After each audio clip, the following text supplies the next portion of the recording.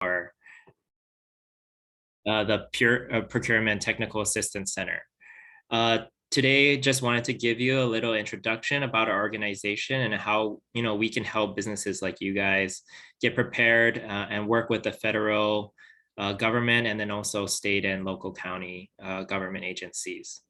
We'll cover a little bit about government contracting marketing at the end, and a couple tools that could be really helpful and that we suggest that all companies that are dealing with the federal government have in their kind of toolbox.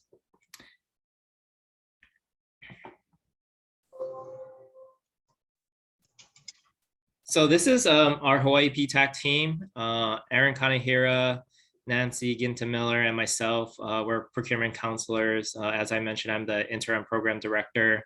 And feel free to reach out to any of us if you guys have questions. Our organization's email is also at the bottom, that info@hawaiiptac.org, if you guys have questions or you cannot remember my email. And we're all working from home right now due to the pandemic, but hopefully we'll be getting in office shortly in Oahu. So just a little bit about the Procurement Technical Assistance Centers around the nation and our national organization, HAWAI. So the Procurement Technical Assistance Program, or PTAP, it was authorized by Congress in 1985 in an effort to expand the number of businesses capable of participating in the government marketplace. The Procurement Technical Assistance Centers, or the PTACs, were the organizations that work directly with you, to provide these services, such as one-on-one counseling, identifying contracting opportunities, guidance on the bidding process, registrations, providing some services like BidMatch and other things that I'll be talking about later. We are a part of a national network of over 300 centers across 49 states, DC, Puerto Rico, and Guam. And just to give you kind of a overview, but in 2020 as a whole, our network of PTACs have helped over 57,000 businesses and 190,000 hours of one-on-one counseling. So this Procurement Technical Assistance Center in Hawaii is funded in part through a cooperative agreement with the Defense Logistics Agency and administered by UH. And we cover the whole state and its counties. So as I said, we're currently a team of 3. 2 of us are located in Oahu and 1 on the Big Island. I know that there are some people out there that are attending from the mainland, and if you have offices in Hawaii, have a physical address in Hawaii, then we can definitely help you. For those who only have physical addresses or offices in the mainland, you can reach out to your local PTACs, and there's just one probably about everywhere. You can go to the main HAWAI website, and it can help you find the closest one. And that's, I have put it up here, www.aptac-us.org.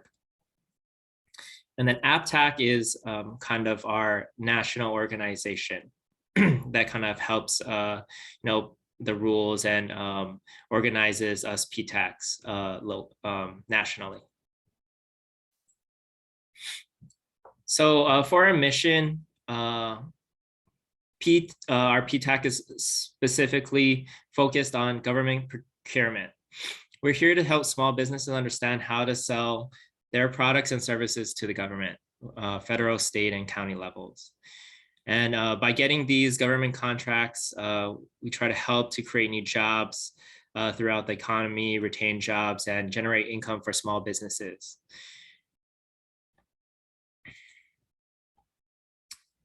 The Hawaii PTAC was created for a few reasons represented in our goals. So the first goal is to keep government dollars in Hawaii and grow our local economy. The federal contract spending was about $600 billion worldwide in 2019, and that's not just the United States. And we want to keep as much of that as possible here in the islands. Our staff provides help to small businesses so they can better understand the government procurement requirements and processes.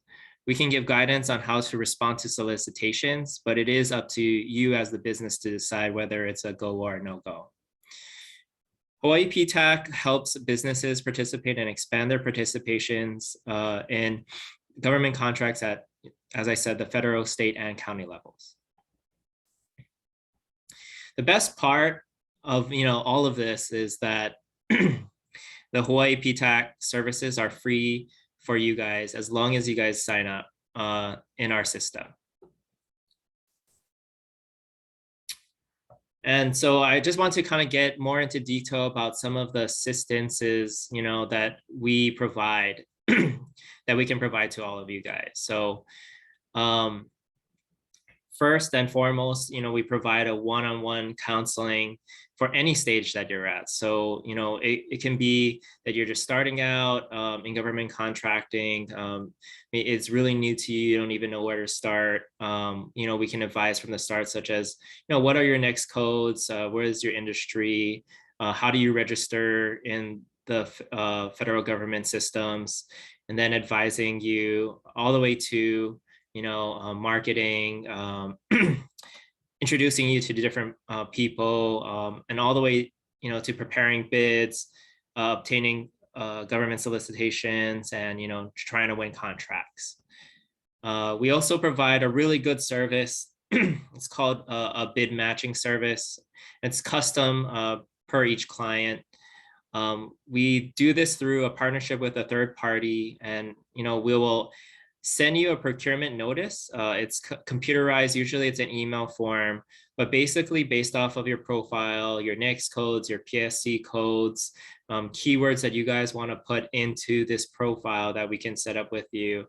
The third party program will, search through sam.gov, the different procurement websites, the DLA, the Defense Logistics Agencies, and also local databases, and then can help find all the opportunities that are coming out and send them to you in the email.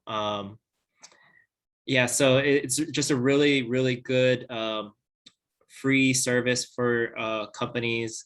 Even if you're just starting out, or you have a lot of experience, this is always good. Just so it has everything consolidated in an email. You can have that come every day, or every week. But like I was saying, it's a really highly suggested that you take advantage of this. We also can help guide you through the market research and marketing process. I'll be talking a little bit about that today later on. But guiding you through web-based and other free resources and websites, such as agency forecast, different databases to help find different things about your industry, where you fit, who's your competition, things like that. As I was saying, we can help guide you through the different registrations, such as DUNS, getting a DUNS number, and SAM. And we can also help with bid preparation, assistance, and review. While we do not write the bid for you specifically, we can help you to understand, what is the government's request for proposal, such as the bid proposal requirements and the procedures for submitting the bid. We can also help you to kind of teach you to, how to structure, your bid or your submittal. Things like the government, especially the federal government, has a lot of formatting, depending on the agency, but formatting that they want very specifically, like 12-point font, a certain type of font, having a certain amount of pages, and we can help you create a compliance matrix to kind of make sure that you have a checklist of sorts, to make sure that everything that is needed for the bid is inside your submittal. We also do conduct seminars, workshops, and host events with guest speakers, just like Marla and Shan are doing. Also, on a variety of procurement topics, such as, doing business with the government, preparing RFPs, disadvantaged small business, things like that, teaming, partnerships, subcontracting, and doing business with the GSA. We can also help with business networking. And, I know it's COVID, and usually this would be in person, but, we can help introduce you to the right people that you should be talking with.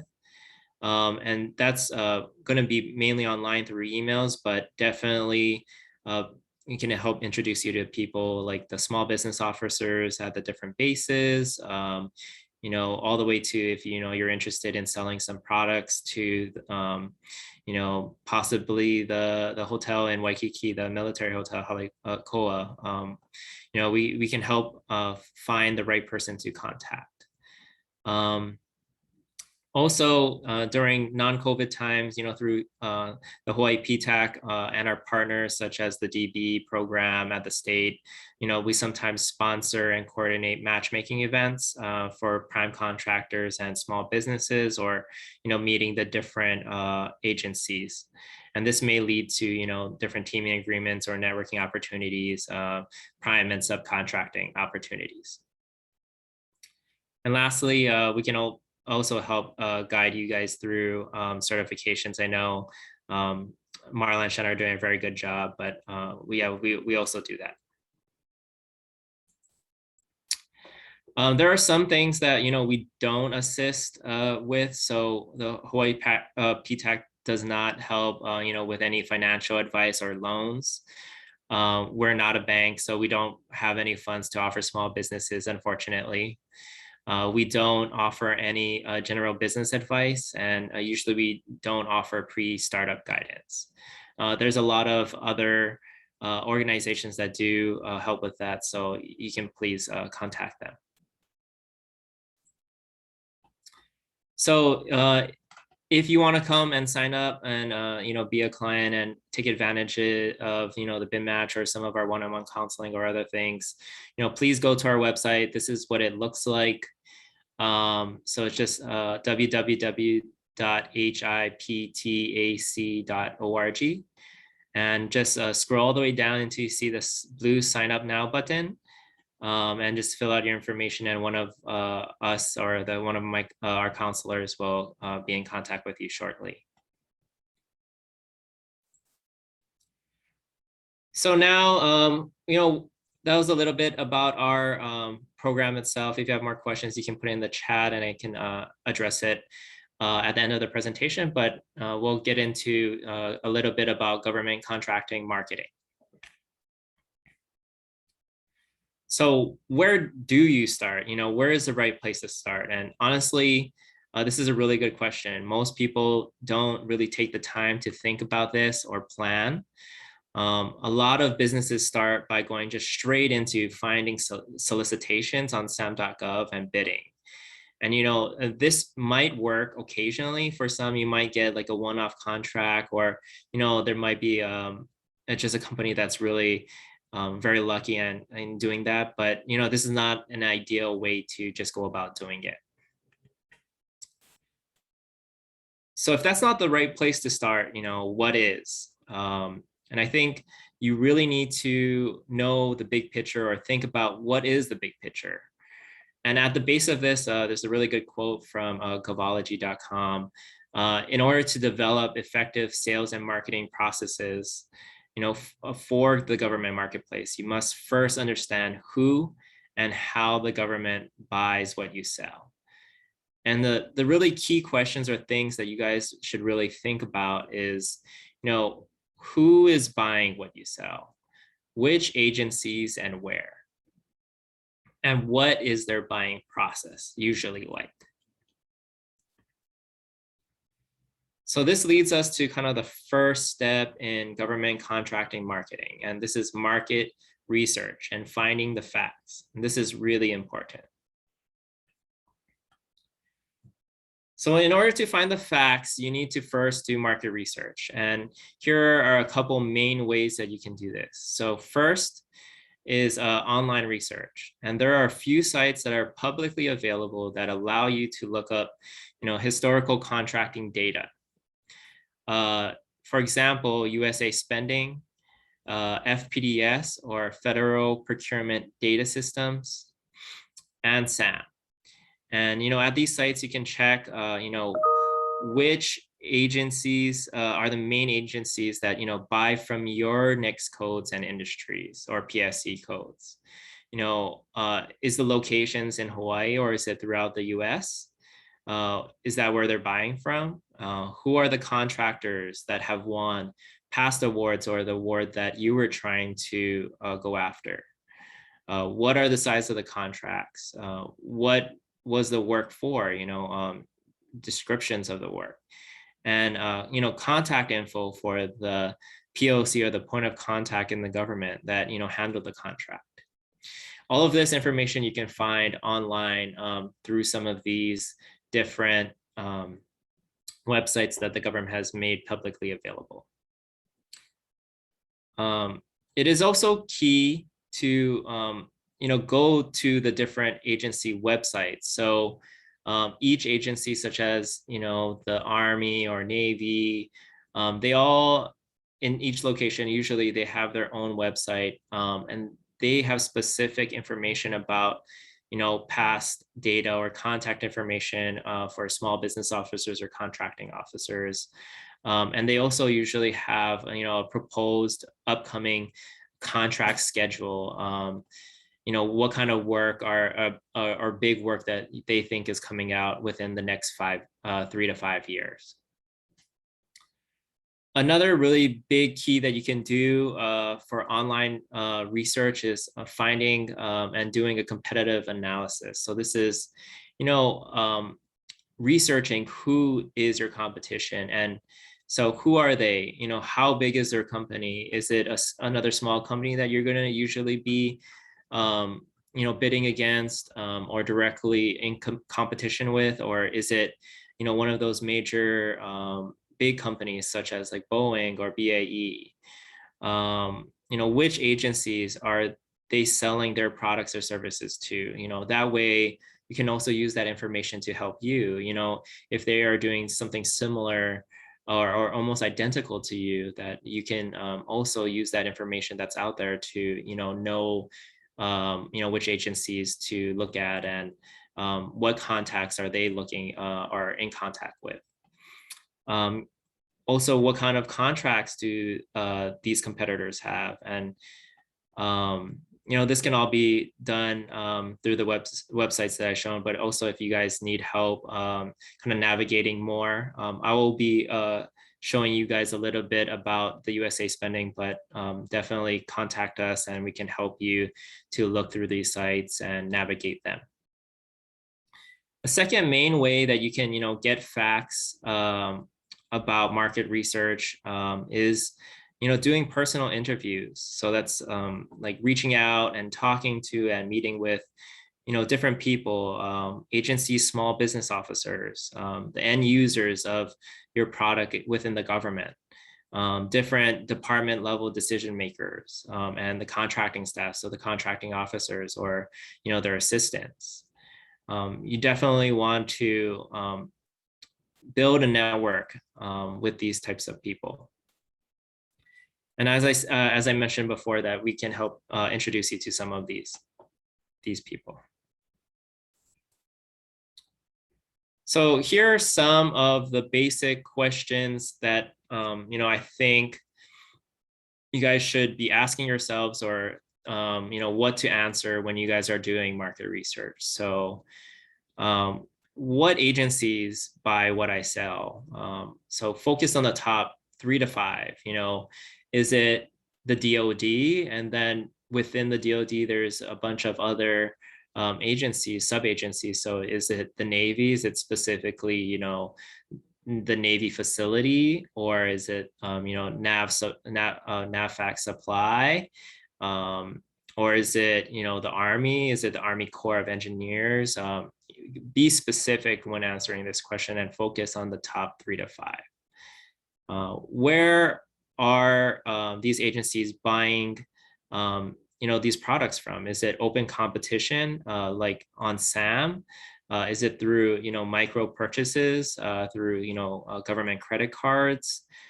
Is it through bigger contract vehicles such as GSA schedule or multiple award task order contracts? You definitely want to know how they're buying it.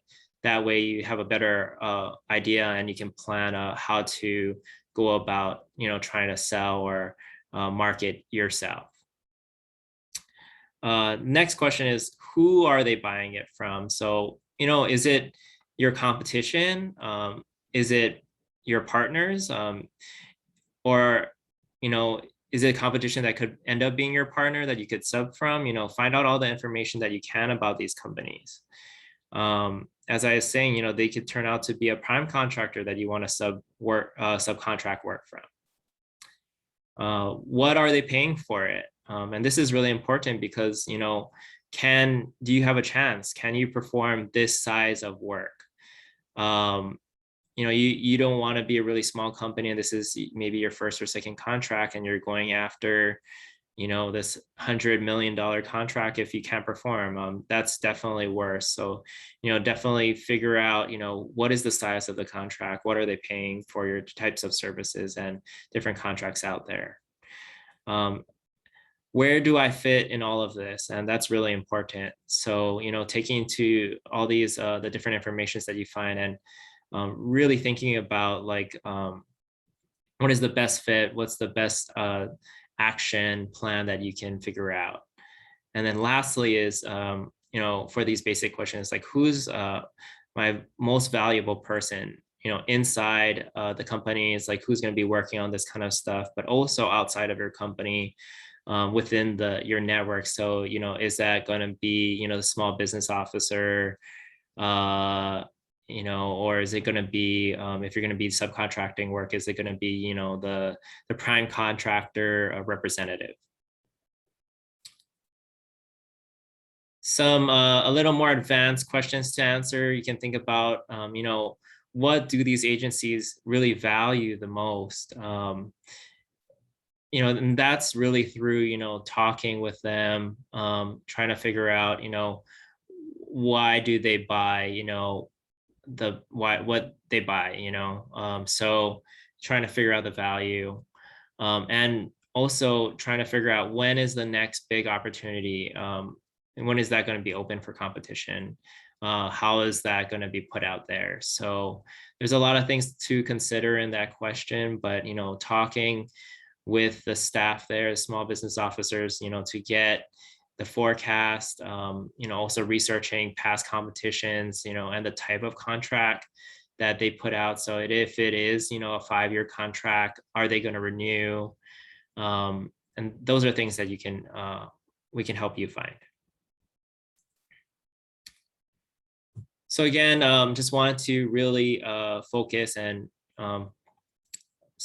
show you the main sites that you guys can really find a lot of this information, and other really important information, but USASpending, SAM.gov, and its data bank, which is a little more complicated, but it has a really big bank of data that you can access. FPDS for the Federal Procurement Data System, and then the different agency websites, and other really important things or cool things that you can uncover, are the top NAICS code spending in your states, the different agency spending by NAICS codes, things like that. So I just wanted to kind of run you through one example, and this is USASpending. It's a really quick and easy search just to kind of get started. There's definitely more details in some of the other systems, but this is a really good, quick way to kind of see, the different agencies. Are they buying your NAICS codes, or who are they, and things like that. So, so this is the home page, and so you can do this a little we'll follow through this, and you can do this at home, or we can help you later. But this is the home page, and if you click, at the top, there is that award search, and it's going to have a drop-down menu, and you can click advanced search right here. This is going to take you to this screen that's similar to this. It's going to be a blank, empty page with the filters on the left side. And what I have put into the filters already, just to show you in a good example, is the next codes for construction and the industry code for construction. So you can see that up there under active filters. And then I also put for the location, I put state of Hawaii. And then once you kind of filter, you can filter by date, you can filter by different agency, award type, even different set-asides. It will show you this spending by prime award, this kind of big data table right here. So as you can see, you can down here, you can click on this award ID and it can actually show you what the recipient, who is the recipient, the person who won the award, when was the start date, the end date of the contract, what was the award amount, and the description of that contract. So if you actually go into and click on that award ID, you can get a lot more information. After that, I really like going to this categories tab. And then clicking on that, this will allow you to see which agencies are buying your industry codes. So going into categories, you can see for construction in the state of Hawaii, DoD is the biggest spender by, a really big margin. It says around $11 billion in this certain next code in Hawaii. And then I really like going into the sub-agencies, and this is where you can really find out more detailed information about which a specific agency is really, buying the certain type of next code. So here it's under sub-agencies now, and you can see that the Department of Navy and the Department of Army are the biggest buyers by a large margin for the construction in the state of Hawaii. And then after that is the Federal Highway Administration and the Air Force. So this is just one example. You can do it with different next codes and your next codes that are specific to you. If you need help, please reach out. We can help guide you through these kinds of navigate this website. So not just, doing market research online, but also the next step is, doing personal interviews, making those connections. And I'd say this is one of the most effective ways to do, to market yourself and, set yourself up and your company for future contracts. So here are some just ideas and tips on where to connect.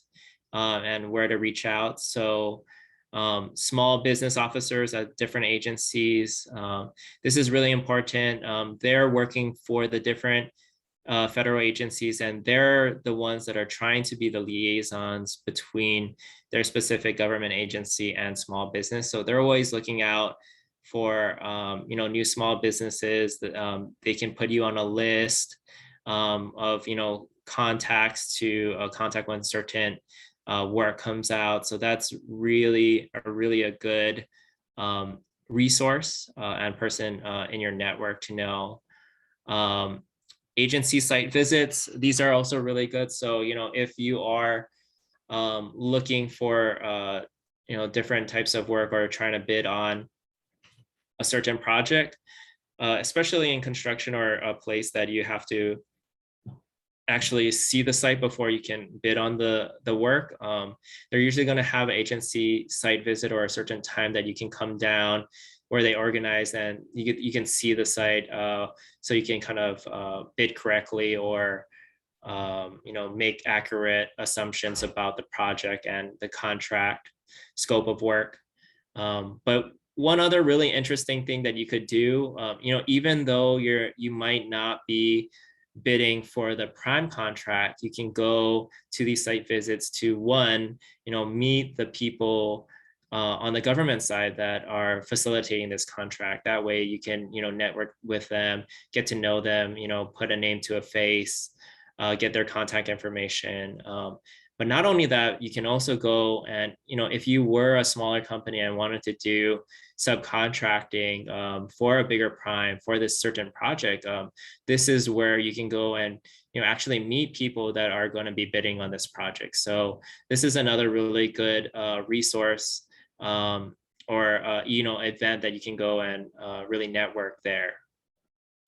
There are also, procurement conferences out there. There's a few, usually every year in Hawaii. I know during COVID it's a little different, but you can be on the lookout for those. There's different industry days. So the different agencies sometimes put together certain events. Recently it's been online, but where they can meet and greet people. They have usually a speaker or some type of webinar recently that you can attend and learn, more about, what kind of upcoming projects that are coming out for that specific agency, different resources that they might be offering. Another really good resource or person to do interviews or connections with is contacting the contracting officer or contracting team at the different agencies that you guys are planning to try to get contracts from, just so that that when they see your bid, they have to be impartial, but they know which company this is and they can put a name to a face. For social media, LinkedIn specifically is really popular among the government contracting world. Most of the different agency officers have a LinkedIn page, and also a lot of the different prime contractors and their representatives have LinkedIn pages. So if you're not familiar with LinkedIn, I'd suggest that you go and do some research, make a page, join different groups. You can even reach out through the specific social media and make a network that way. There's also, different association conferences. Each of the associations sometimes have bigger conferences.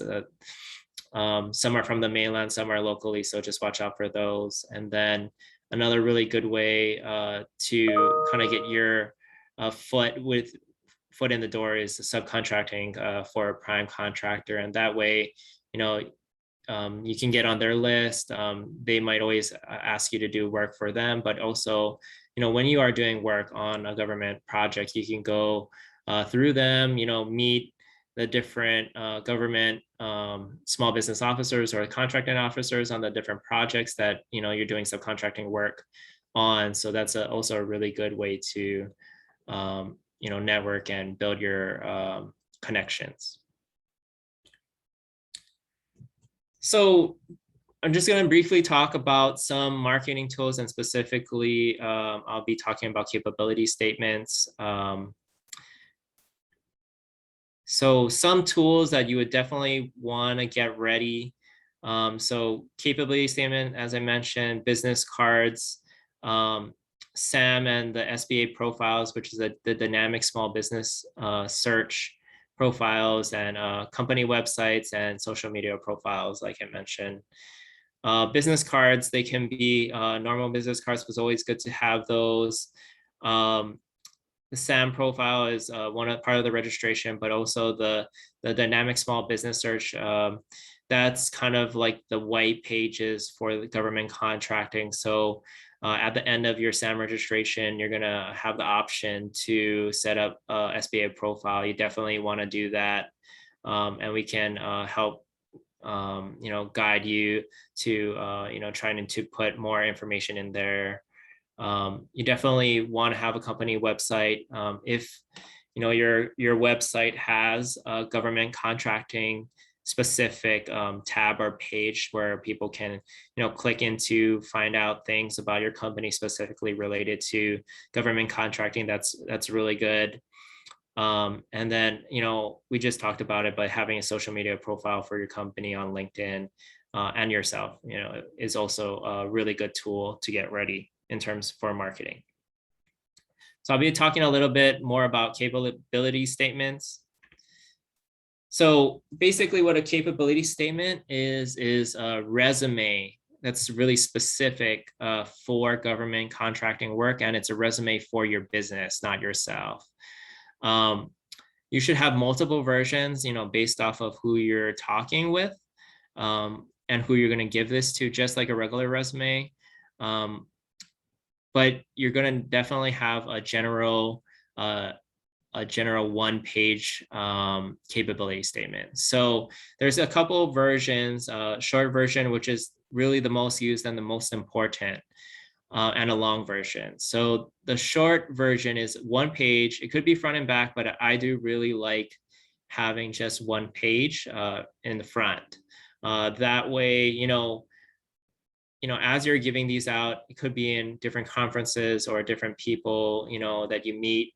They're not going to really take a lot of time to really read through the whole thing. So, just having that one page on the front does give you an advantage to, capture their attention, and then also, tell them the information that you want them to know.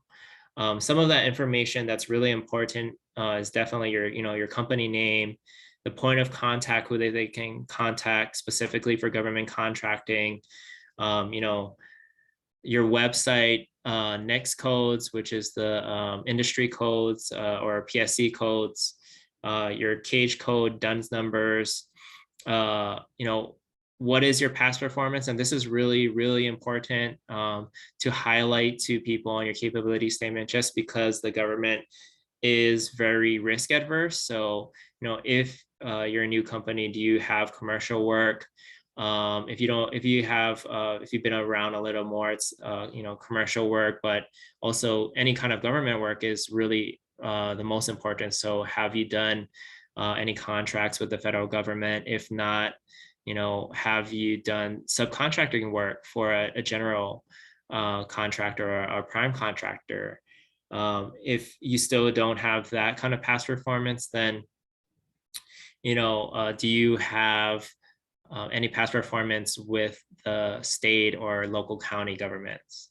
And these are all really things that they're going to be really looking at. Also is your certification. So women-owned small business, HubZone, 8A, veteran-owned small business. Who were your different government clients, if any, or currently? What are the differentiators between you and other people, your competition? Why would they choose you? And definitely you want to put your value of the company or value proposition. There is a longer version. Usually we don't, you can definitely have it, but this is not as necessary as the short versions. But this is definitely like a 3 pages or longer capability statement. And usually it's used when you're responding to certain agencies and they ask for this longer version. And, when they need more detail for, something very specific or a specific target customer. Just wanted to show you lastly, this example of a really good example of a capability statement. So this is just a one pager. If you want this or other examples, we also have a template. Please contact me, email me after the webinar, and we can send that over to you guys. Just some things that I want to really point out about, what kind of makes this a good capability statement. It's very compact. It's one page. It's well organized, really easy to read and easy to find sections that people are interested in, such as, the company snapshot with the government point of contact and the past performance. It has pictures and logos, of the company. The past performance shows the different agencies that the company has done work for or has done contracts for.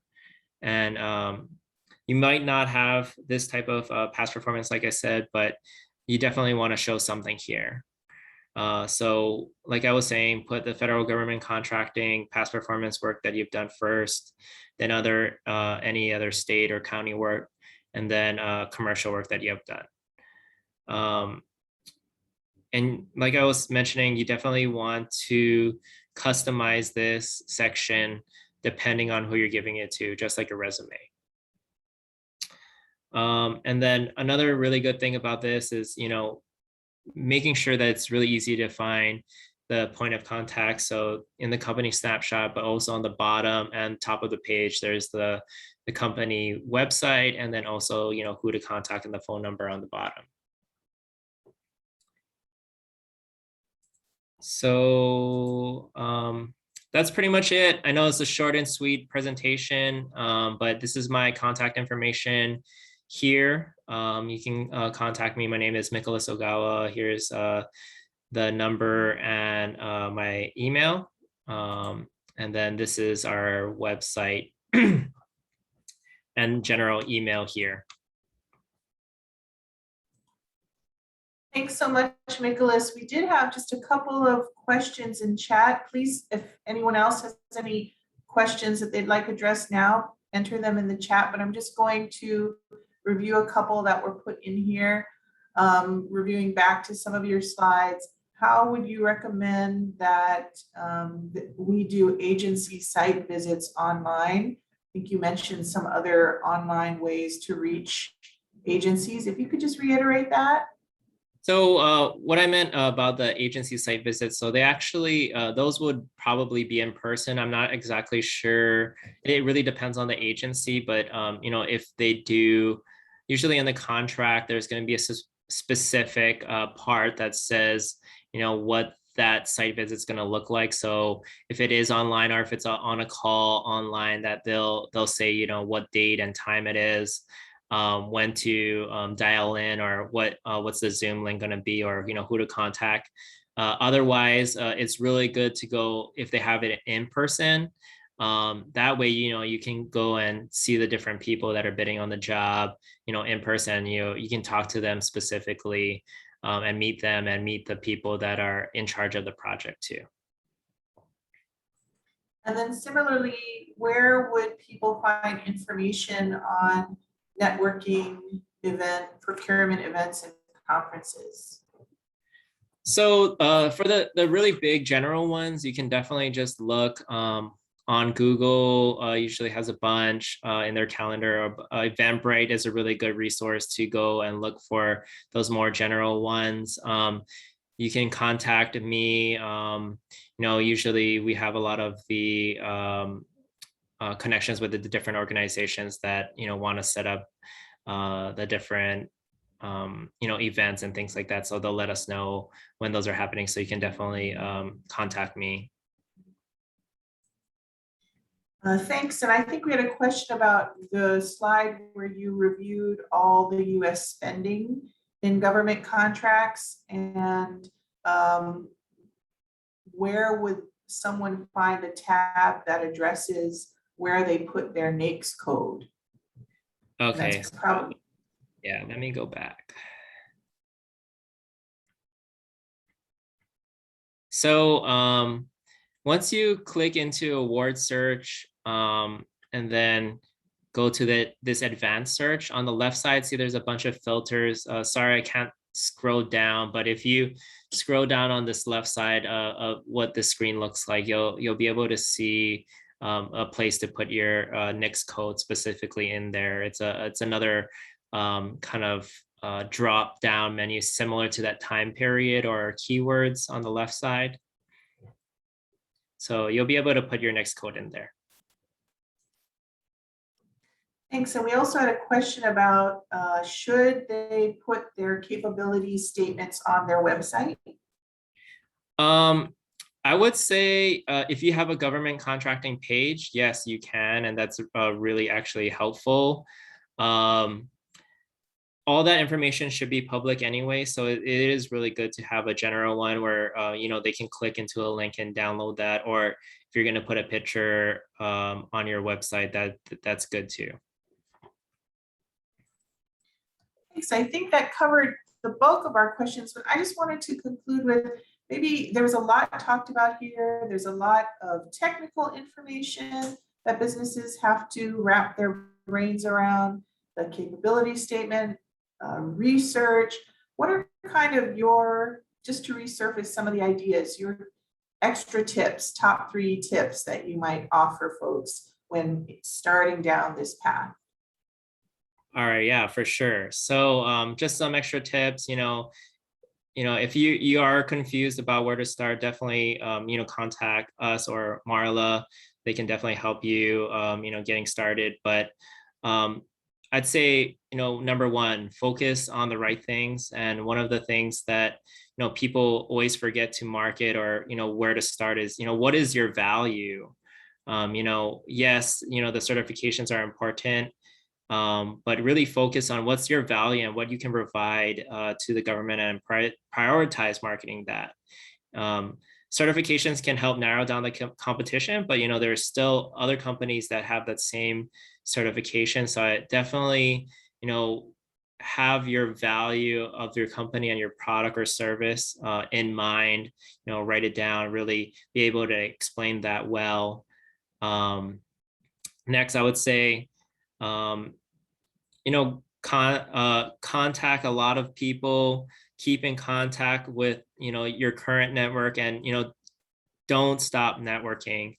You really want to know different people at the different agencies, the small business officers, it could be the contracting officers, or even the prime contractor, representatives if you're doing a lot of subcontracting work, and you want them to keep you on their mind. You don't want to be forgot. So, and that way they can really try to send you, upcoming opportunities, connecting you to the right people. And you can email them, call them, set up meetings with them. But also just be aware, don't go overboard and, emailing them multiple times a day, being a nuisance to them.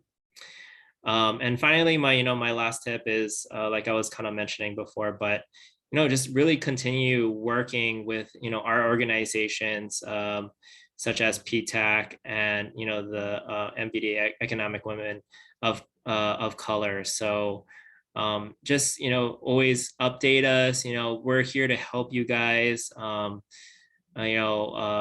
to help you guys succeed. So it's always good to keep us updated, and that way we can, help you guys along whatever, in whatever process you guys are or stage that you guys are at. Thanks so much, Nicholas. We do have a couple more minutes, so I want to catch questions. I think we have a question here from Chantal, and I'm going to ask Chantal, can you ask the question, because it's in 2 parts and I don't want to misread it. Okay, yes. Good afternoon. My name is Chantal. I'm a startup company and I work overseas with government contract. Can I put that part in my past performance? Because I just started my company. It's not my company in the capability statement that I put in what I've done, but I have past experience in other government contract as subcontractor in Europe and in Africa. Yeah, I mean, I would definitely try to, I would write that or put that in there for past performance. I mean, something is always definitely better than nothing. And I know it is definitely hard for, startups when they're starting to create their, work history for their company. So I would definitely, put that for now. And then as you get subcontract specifically for your company, and you do work under your company, start putting that in there. And my second question is about a new small business. Is it not better to start with a subcontract? And for how long before you go after prime contract? I think it really just depends. So if you can actually try to, go and get a prime contract if you're very capable and, you have a team together and, you have, some contacts within the government that are willing to give you that contract, and that's totally okay. I'd say go for it. But I know a lot of people that are starting up, they do have a really hard time going after prime contracts just because they don't have that kind of experience. So yeah, I would say, one of the easier ways to kind of get past experience or get into federal contracting is, doing subcontracting work. And it just depends on the time. I would say, if you can, even if it's a really short contract, if you can do, good work, and someone can vouch for you within, your prime contractor when you're trying to do a little more, bid on solicitations yourself, then I think it doesn't really matter too much about the length, but the more experience as a subcontractor and a prime contractor, the better. So I hope that answers your question. Thank you, because I've done in 1 year, I did 2 subcontract for United Nations, 2 different agencies, and 1 for government in Great Britain. Therefore, in 1 year, I was able to do those. Oh yeah, that's those are the kind of questions that I have that I was thinking about. Can he work also here in the United States? It didn't bother them how long I did that. I did my work and it was done. And in 1 year, I was able to do those 3. Yeah, no, great. Yeah, put those on your capability statement. It's definitely experience. And then I'm going to just ask this one last question, then we're going to close for the day. But since we're on subcontracting, do you find subcontracting through SAM as well, or large contracting firms? So if you could explain the distinction for folks.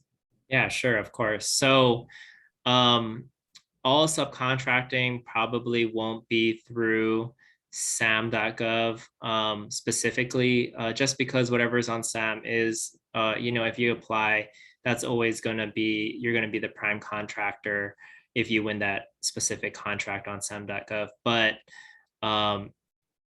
one really good way to find subcontracting work is looking through SAM.gov and finding the specific contract that might have a part that you could do as a subcontractor, and then go to the meeting, whether it's in person or the site visit or online, and try to find out who is going to be the prime contractor that's bidding on those projects, and then reach out to those people. That's a really good way to kind of find subcontracting work that way.